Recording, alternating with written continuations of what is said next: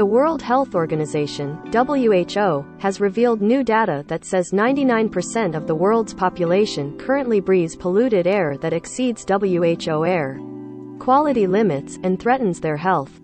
This statistic comes 4 years after the agency showed that 90% of the world's population were affected by polluted air, and the agency has blamed millions of deaths around the world each year on the many pollutants that we take into our bodies way too often. Image. Conserve energy future. The evidence base for the harm caused by air pollution has been growing rapidly and points to significant harm caused by even low levels of many air pollutants, WHO. Despite some considerable improvements in overall air quality around the world during the lockdown stages of the COVID-19 pandemic, the situation has returned to being a major problem that the agency says must be tackled promptly.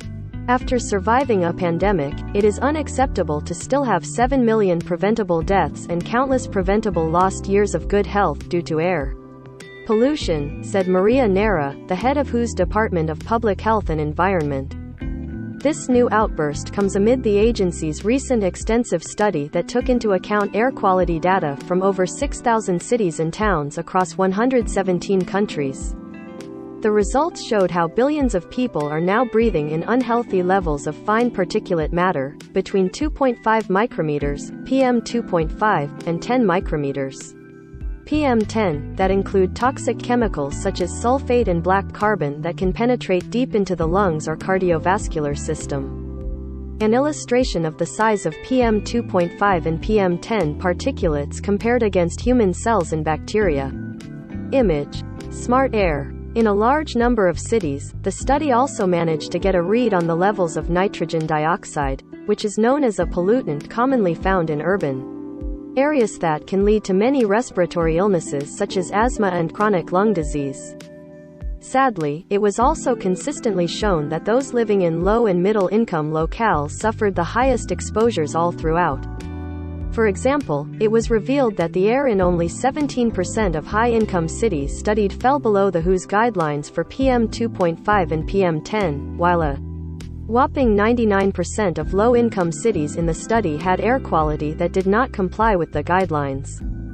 As for nitrogen dioxide levels, the study found that from over 4,000 cities across 74 countries, only 23% of people were able to breathe in concentrations of the gas that complied with the yearly levels set by the WHO.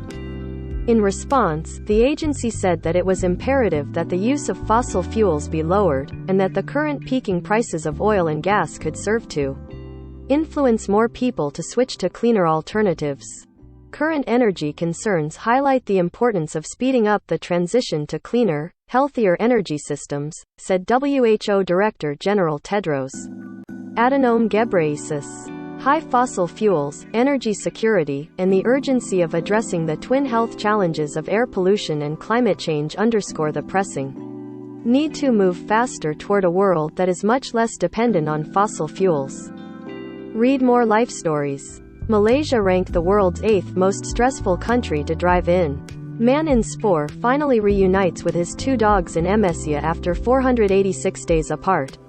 Majin cycles for 134 kilometers from Singapore to Batu Pahat to reunite with family. Cover image sourced from BBC and Health Central.